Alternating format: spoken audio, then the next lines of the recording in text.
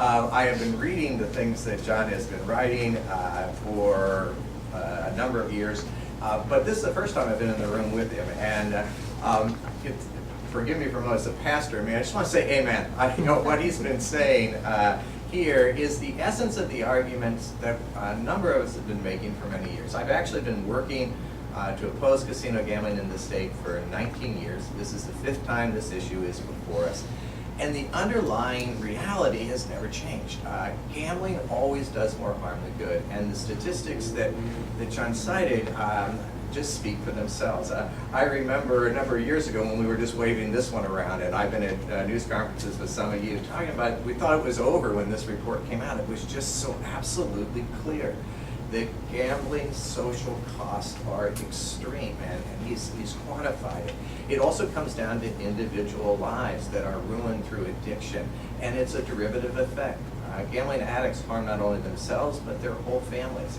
And it is bankruptcies and foreclosures, but it's also increased rates of suicide, child abuse, spouse abuse. It goes on, and there's no reason that we should inflict this on ourselves.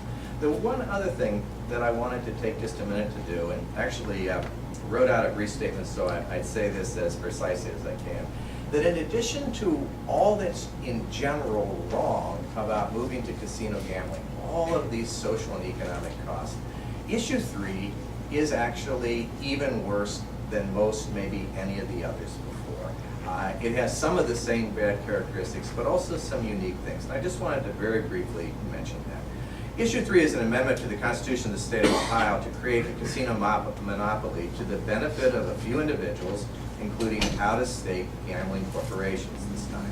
The amendment was written to protect the special interests of the entities who own or will own the 4 properties where the casinos are to be located.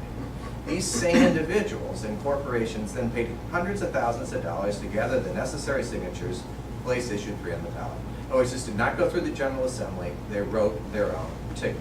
By its very nature, allowing out-of-state casino interests to write themselves into our Constitution will create a situation where the fox is watching the henhouse, or to be more precise, this is a situation where the fox paid enough money and wrote the rules that limit who can protect the henhouse. And that is a serious problem for all of us.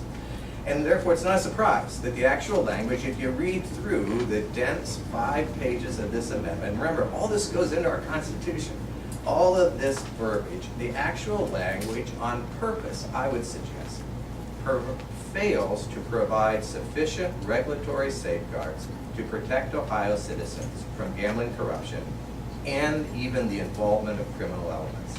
The amendment language creates a distinction between casino facilities and casino operators. The facilities are the lands and the improvement where the casino's gambling takes place, and the operators are the ones who manage that. Well, here's the thing. The amendment does create an Ohio Casino Control Commission, but the actual language written by these casino interests does not provide any regulatory authority of any kind over the casino facility itself.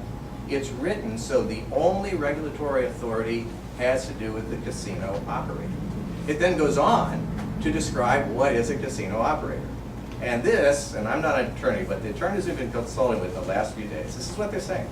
It is stated that a casino operator can be a person or a corporation that directly owns or has a leaseholder right to operate the casino. And here's the issue. According to the law in the state of Ohio, that word directly is incredibly important. You see, a corporation, it's the corporation in this situation that can be monitored, to be regulated, because it is the one that directly will own or have the lease. But the shareholders of the corporation do not constitute by law part of what has the direct ownership, nor therefore can it be regulated by this constitutional amendment and this gambling regulatory agency. In other words, just to make this real simple, folks who have been convicted of crime, including crime related to gambling in another state, could form a corporation.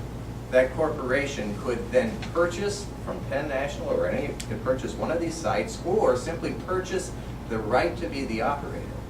And there is nothing that can be done, according to this constitutional amendment, to stop those folks who are convicted criminals from being involved indirectly as the shareholders who control the corporation. The corporation is the casino operator. It's a serious problem. And finally, to underscore how serious that could be, I want to read just one statement from a year ago. It's a statement from an ad against Issue 6. It's a statement from the ad that was produced and has the voiceover from the Fraternal Order of Police from a year ago. It states this: the Fraternal Order of Police of Ohio represents 25,000 police officers. We've studied Issue 6 from a law enforcement perspective, and we strongly oppose it. Issue 6 does not contain regulations needed to protect the public. There's nothing in 6 to keep criminals from working in the casino. There's no real accountability of local control. Folks, that's what they said a year ago when they were concerned that somebody who was a convicted criminal might run a blackjack table. This is a situation where there could be a corporation where convicted criminals are in control behind the scenes and operating casinos in the state of Ohio. We need to understand, as John has indicated, that casino gambling will always hurt Ohio families. And we also need to understand it makes no sense to amend our Constitution, allow the gambling casinos themselves to write their own ticket, to set the rules for who watches the networks. Thank you.